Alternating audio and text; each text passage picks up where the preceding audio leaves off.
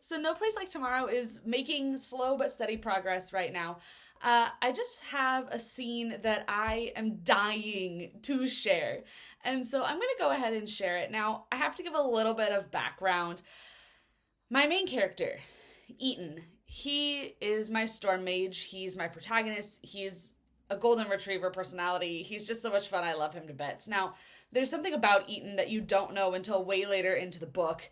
And that is that Eyton comes from a different magical realm. It's not a huge plot twist reveal, but it does come in again later in the book, and I have to put it in here now so that everybody can know it exists. And the place he's from is called Elaria.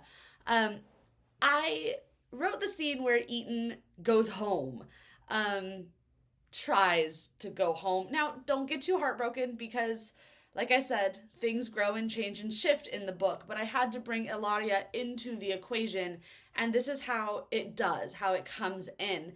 Eyton and Valens and Cyprin and Jevin and Zephyr are on the run now from Alperon, who has become the true king of dragons, which takes Valens' potential to be true king away from him.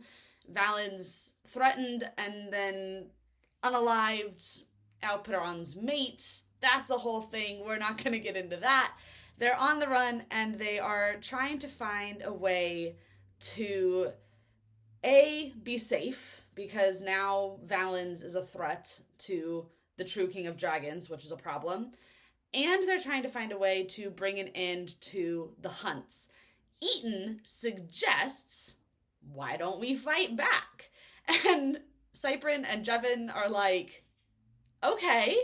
And Zephyr says, sounds risky. And Valens says, sounds like a way to get yourself killed. But they're going to try it anyway. And when asked, like, what do we do? Where do we start? The answer from Eyton is, I know where to go. And he takes them to his realm, to Elaria.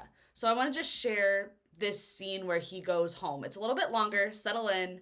I know I'm not a professional audiobook reader, so I'm not great at the narrating thing, but I can't wait to share this with you guys. So let me read it to you. This is where you grew up?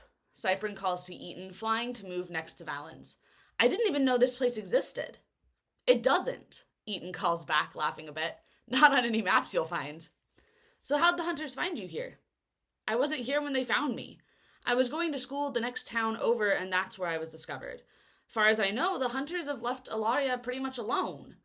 The dragons find an open field and set down, taking their human forms.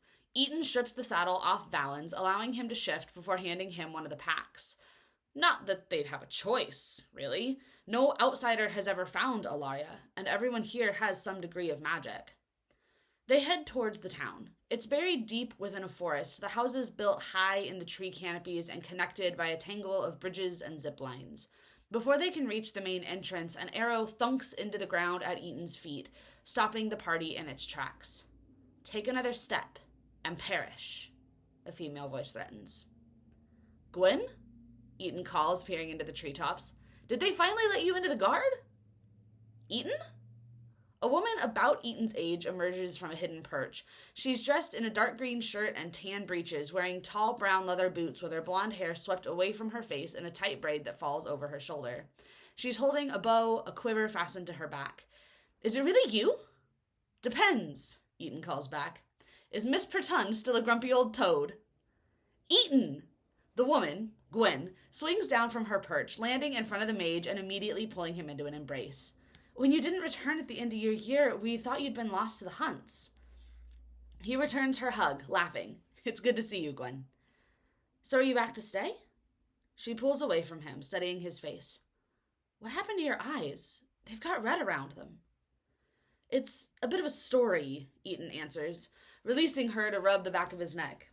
I need to speak to the elders. I have a petition for them. They're not gonna like that, Gwen frowns. You've been gone nearly 2 years, Eyton, without any contact. They've about decided to sever your tie here.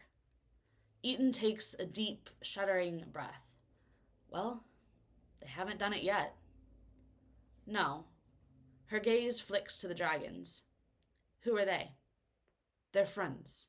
They won't cause any harm to Elaria. She doesn't seem convinced, eyeing Valens in particular. The black dragon shifts his weight from one foot to the other, carefully maintaining his mental walls while holding eye contact with this strange woman. When her gaze finally flicks away from him, he has to bite back a sigh of relief. Only residents are allowed, Eyton. You've decided you don't like my friends. Don't trust. You don't know them. Do you? She raises a brow, searching his eyes again. Her gaze flicks back to Valens and her frown deepens. You marked him. You've tainted his magic. Valens flinches at the accusation. I hardly think that is a fair assessment. Gwyn moves around Eyton to approach Valens, so close to him their toes nearly touch. She stares up into his eyes and magic flares around her arms. Valens' magic flares in response. The black dragon stands straight, his head tipped to look down at her, his features carefully neutral. Gwyn's magic encircles Valens for a moment, then falls away. She tips her head, her eyes narrowing. Your eyes match Eyton's, and your magic has been tainted as well. It's too bad, really. It forced them to choose Alperon over you, when you would have been the better option for the challenges the world is facing. Valens blinks. How did you... Killing his mate was a bit much, even in self-defense. Gwyn. Eyton touches her arm. Stop. The blood of thousands on your hands, Kaiso alias Valens. What's one more? Valens' eyes widen, his heartbeat visible in his throat. When you marked him, you doomed him. She turns back to Eyton. What do you know about him, E? What do you really know? What are you getting at, Gwyn? Eyton catches Valens' gaze with his own. You barely know him. Gwyn gestured toward the dragons with her bow. You barely know any of them, yet you bring them here. You should go. The elders won't see you, not bearing his mark. I'm not marked. Yes, you are, she frowns. Your eyes, Eyton. The way your magic mimics a dragon's, the way his magic mimics yours. If the elders find out, he saved my life, Gwyn. He doomed you. I think you're being dramatic. You're not listening to me, Eyton. She grabs his arm with her free hand. You can no longer be here. The elders won't let you back. I'm a resident. She shakes her head sadly. You should go. You and your dragon. Before I'm forced to remove you. Gwyn, go! She steps away from him, knocking an arrow. I'm sorry, my friend. I'm glad we got to see each other one last time. Eyton feels something like lightning race through his body, and he doubles over from it. His magic flares around him, tendrils reaching to the earth and then snapping loose, hanging in a tattered tapestry of light. He sinks to his knees, bracing against the forest floor with one hand and looking up at Gwyn. Please. She raises her bow, but doesn't draw the arrow back. Go. Valens steps forward, kneeling next to Eyton. Eyton uses Valens as support and rises shakily to his feet, still looking at Gwyn. Why? He asks, his voice breaking. Why? She draws the bow, staring down the knocked arrow at him. A silent tear rolls down her cheek, but her voice is strong. You return on penalty of death. You are no longer a citizen of Elaria, but a traitor to her. Valens grabs Eyton, pulling the mage behind him. His magic flares defiantly. You judge what you do not understand and cannot appreciate. Gwyn's bow shifts so it's trained on Valens, and that's when he sees the magic swirling on the tip of the arrow. This is your fault.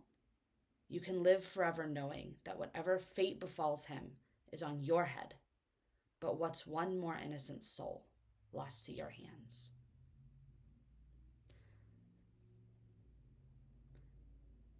There will be more. There is more. I'm staring at it, but I'm not going to share it here. If you want to know more, you're just going to have to wait until No Place Like Tomorrow reaches its conclusion and makes it to bound format, to publication. So, Come join me for the rest of Eyton's journey to see why Gwyn did what she did and how it has an impact on Eyton's life and his decisions going forward. Until then, I'm signing off, and I will see you where there's no place like tomorrow.